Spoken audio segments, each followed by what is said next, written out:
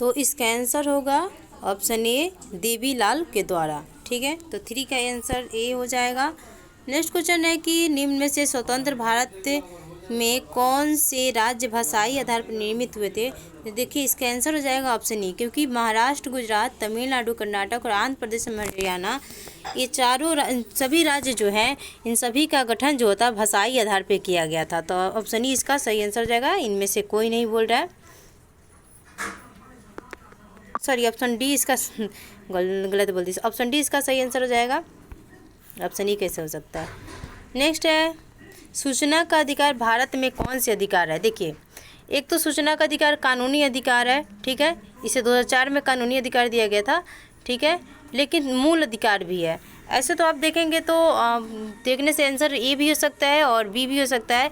अब बीपीएससी के द्वारा जो निर्णय लिया जाएगा उसको देखा जाएगा कि इसमें ए डी आंसर आ रहा है या ए आंसर आ रहा है। ठीक है, तो बीपीएससी का आंसर का वेट करेंगे आप।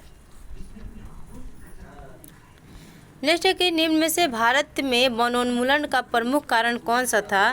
तो इसका आंसर हो जाएगा आपको रेल मार्ग एवं इनके संजाल के प्रसार हेतु स्लीपरों की बढ़ती आवश्यकता को पूरा करना। इसमें प्रमुख कारण पूछ रहे तो आपका आंसर ये सही आंसर हो जाएगा। ठीक है, नेक्स्ट है कि राष्ट्रीय मानवाधिकार आयोग भारत में निम्न से किस वर्ष स्थापित किया गया था। तो इसका सही आंसर होगा 1993 में राष्ट्रीय मानवाधिकार आयोग की स्थापना की गई थी। नेक्स्ट क्वेश्चन है भारत की संविधान निर्मात्री सभा ने निम्न में से मुख्यतः किन मामलों पर समितियों की सहायता से कार्य करना पसंद किया था। तो इसका आंसर होगा ऑप्शन डी, क्योंकि इसमें आप देखेंगे तो मौलिक मामलों पे भी और प्रक्रियात्मक मामलों पे भी, इन दोनों मामले पे क्या किया था, सहायता करना पसंद किया था। तो ऑप्शन डी इसका सही आंसर हो जाएगा। इसमें ज़्यादा पॉलिटी में क्वेश्चन देखेंगे तो ऑप्शन डी ही इसका सही आंसर हुआ है।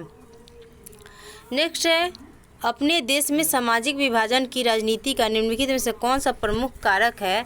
तो इसका आंसर हो जाएगा, इसका भी आंसर ऑप्शन डी होगा, क्योंकि देखिए सरकार की विभिन्न समूहों की मांगों के प्रति प्रतिक्रिया, ये भी सही है। राजनेताओं का किसी समुदाय की मांगों को उठाने के प्रति दृष्टिकोण और भारत में लोगों की अपनी पहचान बनाने हेतु दृष्टिकोण, ये तीनों के तीनों क्या है, सामाजिक विभाजन की राजनीति का कारक होता है। तो इसका डी आंसर सही हो जाएगा। नेक्स्ट है निम्न में से भारत में रूसी क्रांति का किसको प्रभाव कहा जा सकता है। तो देखिए इसमें जो है आप रूसी क्रांति का प्रभाव देखेंगे तो जवाहरलाल नेहरू एवं रविन्द्रनाथ टैगोर की रूस यात्रा भी रूसी क्रांति का प्रभाव है। उसके बाद आप देखेंगे R.S. अवस्थी द्वारा 1920-21 में रेड रिवॉल्यूशन पुस्तक का प्रकाशन भी रूसी क्रांति का प्रभाव था। इसका भी आंसर क्या हो जाएगा, ऑप्शन डी हो जाएगा।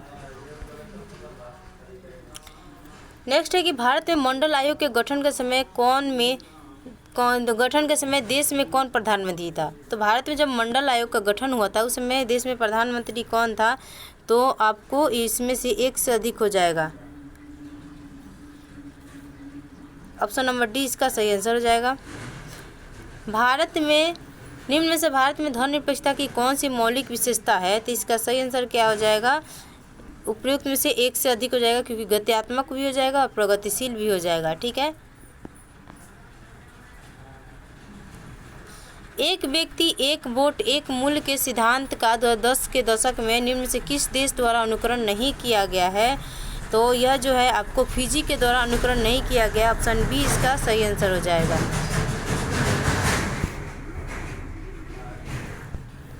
नेक्स्ट है कि लोकसभा का कोरम कौन सा है। तो लोकसभा का कोरम जो है यह सदन की कुल संख्या का 1/10 होता है। ऑप्शन ए इसका सही आंसर हो जाएगा, जो कि बहुत ही आसान क्वेश्चन दिया गया इसमें। नेक्स्ट है भारत के संविधान के वाक्यांश राज्यों का संघ में से किसे स्पष्ट करता है। तो यह स्पष्ट करता है आपको किसे, कोई भी घटक इकाई संघ विच्छेद करने की स्वतंत्रता नहीं रखती, ये हो जाएगा। भारत में कंडाई नमूने की यूनियन को वरीयता दी गई, ये भी सही हो जाएगा। और तीसरा क्या है कि हमारा संघ घटक इकाइयों के किसी आपसी समझौते का परिणाम नहीं, यानी इसका ऑप्शन डी सही आंसर हो जाएगा। एक से अधिक, तीनों के तीनों क्या है, इसका सही ऑप्शन है। स्वतंत्रता के समय निम्न में से किसने रियायतों को भारत में शामिल होने हेतु मनाने का कार्य लिया था। तो यह किया गया था वल्लभ भाई पटेल के द्वारा। तो ऑप्शन ए सही आंसर हो जाएगा। धन विधेयक राष्ट्र में भारत के अंतर्गत पुनः स्थापित नहीं किया सकता, यह प्रावधान भारत के संविधान के किस अनुच्छेद में पाया गया है। देखिए यहाँ पे प्रक्रिया के बारे में बताया गया है। यह प्रावधान भारत के किस अनुच्छेद में पाया गया है क्या। तो देखिए धन विधेयक की चर्चा जो है अनुच्छेद 110 में है, लेकिन उसकी प्रक्रिया जो है वो अनुच्छेद 109 में दिया गया। तो ऑप्शन सी इसका सही आंसर है, जो कि इसमें आंसर सही दिया गया है। भारतीय राष्ट्रवाद ने निम्न में से किस तत्व को अपने मुख्यतः समाहित रखता है? तो यह किसके द्वारा किया गया है? देखिए, राष्ट्रीय पहचान की भावना को, देश के लोगों में स्वयं के लिए शासन करने की इच्छा को और गर्व में एकता की भावना को। उपयुक्त में से एक से अधिक इसका सही आंसर हो जाएगा 18 का। नेक्स्ट है, भारत में समान निर्वाचन में एक प्रत्याशी हेतु शैक्षणिक योग्यता के अभाव के संदर्भ में निम्न से कौन सा कथन सही है? तो शैक्षणिक योग्यता के अभाव में जो है, देखिए, या तो आप इसको, ये क्वेश्चन जो है डाउट का क्वेश्चन है। ऑप्शन नंबर ए से जाते हैं तब विधायिका के सदस्य उपयुक्त योग्यताएं लोगों की समस्याओं में हितों को समझना, इसे प्रत्येक 5 वर्ष बाद मतदाताओं द्वारा परीक्षित किया जाता है। ठीक है, और इसका कितना नंबर क्वेश्चन है, 1 मिनट। और इसका जो है, इसमें 2-3 क्वेश्चन का आंसर हो जाए, इसको डाउट में ही रखेंगे क्योंकि एग्जैक्ट इसका आंसर नहीं पता चल रहा है। तो बीपीएससी के द्वारा जो आयोग के द्वारा आंसर आएगा ऑफिशियल आंसर की, उससे आप देखेंगे कि क्या आंसर दिया जा रहा है, क्योंकि एग्जैक्ट इसका आंसर नहीं पता चल रहा है। निम्न में से कौन सी व्यवस्था प्रत्येक व्यक्ति को अपना स्वयं का उत्पीड़क होने का अधिकार प्रदान करती है? तो यह कौन करती है? लोकतंत्र जो है, इसका ऑप्शन बी सही आंसर हो जाएगा। राज्यों में निर्वाचनों की आवश्यकता के संदर्भ में निम्न से कौन सा कथन सही है? तो निर्वाचन के लिए कौन सा कथन सही है? निर्वाचन राज्य में बहुत से आर्थिक सुधारों का नेतृत्व कर सकते हैं, यह सही है। निर्वाचन शासक दल के विरुद्ध मतदान करने का असंतुष्ट लोगों को अवसर प्रदान करते हैं, यह भी सही है। और सी नंबर के निर्वाचन शासन की नीतियों में परिवर्तनों को नेतृत्व प्रदान करते हैं, सी भी सही है। यानी उपयुक्त में से एक से अधिक इसका सही आंसर हो जाएगा, ऑप्शन डी इसका सही आंसर होगा। नेक्स्ट है, भारत की संविधान निर्मात्री सभा की सलाहकार समिति निम्न में से किन कार्यों के लिए स्थापित की गई थी? ठीक है, तो इसका आंसर हो जाएगा, देखिए, मूल मामलों के लिए भी की गई थी और प्रक्रियात्मक मामलों के लिए भी की गई थी। इसका ऑप्शन नंबर डी हो जाएगा, एक से अधिक। नेक्स्ट क्वेश्चन है कि निम्न में से भारत में लोकतंत्र की सफलता हेतु कौन सा प्रमुख कारक है? तो लोकतंत्र की सफलता के लिए प्रमुख कारण आप देखेंगे तो इसमें आपको संविधान द्वारा प्रदत्त स्तर और अवसर की समानता, यानी स्तर मतलब आप इंग्लिश में देखेंगे इसमें प्रतिष्ठा तथा अवसर की समानता होगा, तो ऑप्शन ए भी सही होगा। उसके बाद क्या होगा, आपको बी नंबर है कि 73-74 संवैधानिक संशोधन द्वारा स्थानीय स्वशासन का सशक्तिकरण किया गया, ये भी सही है। तो इसका ऑप्शन नंबर डी सही आंसर हो जाएगा। अधिकांश आंसर देखेंगे तो आपको डी ही मिल रहा है। थोड़ा पॉलिटी का क्वेश्चन हाई लेवल पे है क्योंकि आप एग्जैक्ट आंसर नहीं दे सकते हैं, एग्जैक्ट आंसर भी है लेकिन ऑप्शन में थोड़ा सा अलग है। नेक्स्ट है, निम्न में से भारत में सर्वोच्च न्यायालय तथा उच्च न्यायालय के बारे में कौन सा कथन सही है? सर्वोच्च न्यायालय और उच्च न्यायालय के बारे में आप देखेंगे तो इसमें इन न्यायालयों को संविधान की व्याख्या करने की शक्ति प्राप्त है। ठीक है, इसका ऑप्शन ये सही हो जाएगा। देखिए, एक्चुअल में देखा जाए तो जो संविधान की व्याख्या करने की शक्ति है वो सर्वोच्च न्यायालय के पास है।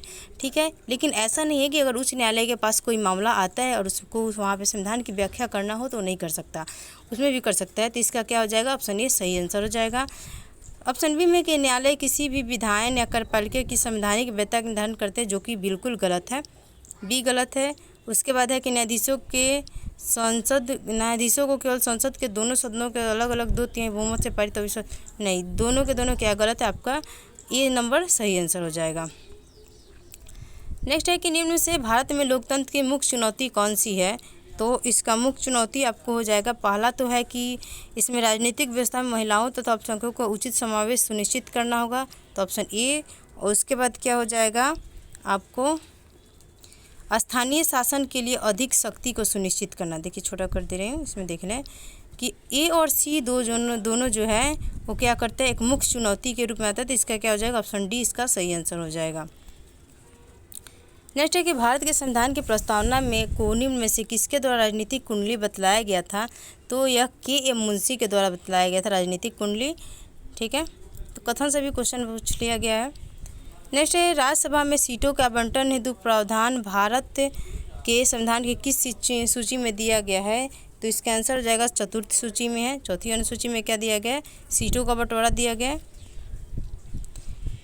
28 नंबर क्वेश्चन है कि राजा राम मोहन राय निम्न में से किस क्रांति की विरासतों में मुख्यतः बहुत प्रभावित थे और उन्होंने राष्ट्र राज्य के निर्माण हेतु कार्य शुरू किया था?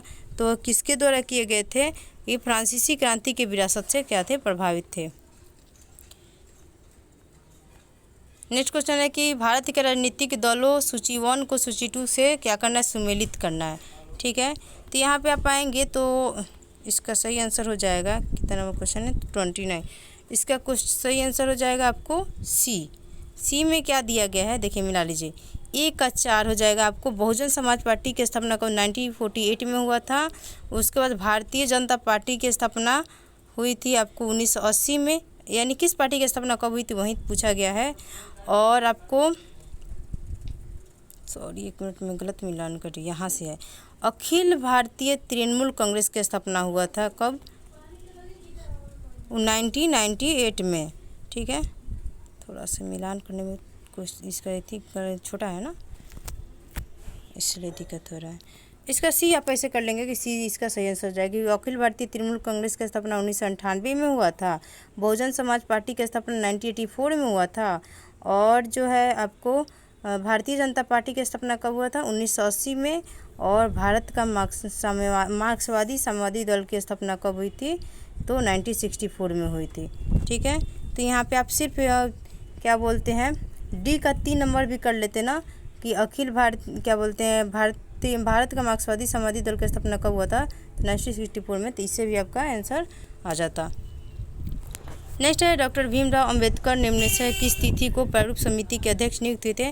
देखिए यहाँ पे क्या होगा ना कि आप कंफ्यूज हो जाएंगे। ठीक है, 29 अगस्त दे दिया है, 1949 दे दिया है। ठीक है, लेकिन 1949 न होकर क्या था, 1947 था इनको जो प्रारूप समिति का अध्यक्ष बनाया गया था। तो स्पेलिंग मिस्टेक यहाँ से आपसे हो गया होगा। इसका आंसर क्या होगा, ऑप्शन ई सही आंसर हो जाएगा। नेक्स्ट है निम्नलिखित में से 1928 में मोतीलाल नेहरू तथा अन्य द्वारा 1931 में भारतीय राष्ट्रीय कांग्रेस के कराची अधिवेशन द्वारा प्रारूपित भारत के संविधान की कौन सी समान विशेषता थी। तो देखिए इसमें स्वतंत्रता और समानता की भी व्याख्या की गई थी, अल्पसंख्यक के अधिकार का समान संरक्षण किया गया था। तो इसमें क्या हो जाएगा, ऑप्शन डी इसका सही आंसर हो जाएगा। ठीक है, दोनों में क्या किया गया था, इन चारों की मांग की गई थी। नेक्स्ट है कि निम्न से कौन सा कथन भारत में समानता के अधिकार के बारे में सही है। तो भारत में समानता के अधिकार के बारे में पूछा जा रहा है।